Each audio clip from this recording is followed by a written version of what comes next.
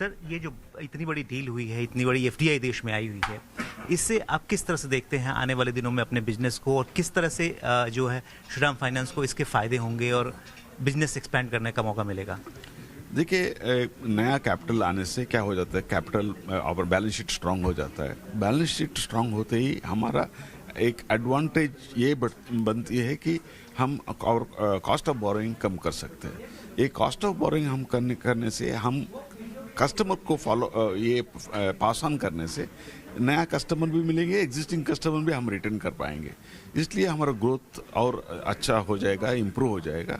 हमको लगता है अभी हम 15-16% ग्रोथ कर रहे हैं year on year for last 2 years. अगले साल हम 20% ग्रोथ का प्लान करेंगे। अगले 5 साल तक हमारे पास एफिशिएंट कैपिटल बफर रहेगा। सो हमारा ग्रोथ टारगेट बहुत स्ट्रांग रहेगा। रिटर्न ऑन इक्विटी और साथ ही साथ कॉस्ट ऑफ फंड, दोनों पर असर पड़ेगा, दोनों पर काफ़ी आपको फ़ायदा होगा।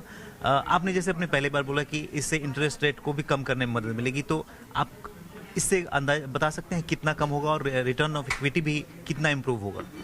देखिए, अभी क्रेडिट ये बोरिंग कॉस्ट कम होने से हम अच्छा कस्टमर और हायर रेटेड कस्टमर को हम ऑनबोर्ड करने से क्रेडिट कॉस्ट भी कम हो जाएगा। उसमें 2 एडवांटेज है, बोरिंग कॉस्ट कम हो रहा है, मार्जिन एक्सपांड हो रहा है, क्रेडिट कॉस्ट कम हो रहा है। इसका वजह से हमारा ROA बढ़ेगा। ROA अभी हमारा 2.8 लेवल में है, वो 3.4 3.5 तक जाएगा। And ROE over the period improve हो जाएगा, क्योंकि ROE क्या हो जाता है, इमीडिएटली ROE कम हो जाता है क्योंकि हमारे पास ज़्यादा कैपिटल है।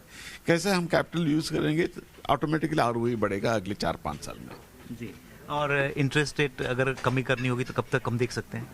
देखिए, अभी वो एक कैपिटल आना है, वो इसके लिए 3 महीना हमारा अंदाज है कि लगेगा। कैपिटल आने के बाद नेक्स्ट ईयर के लिए डेफिनेटली हमारा कॉस्ट ऑफ बोरोइंग कम हो जाएगा, और डेफिनेटली बैलेंस शीट स्ट्रांग होते ही और बाकी का बोरोइंग भी हम हमारा इंटरेस्ट रेट कम कर सकते हैं।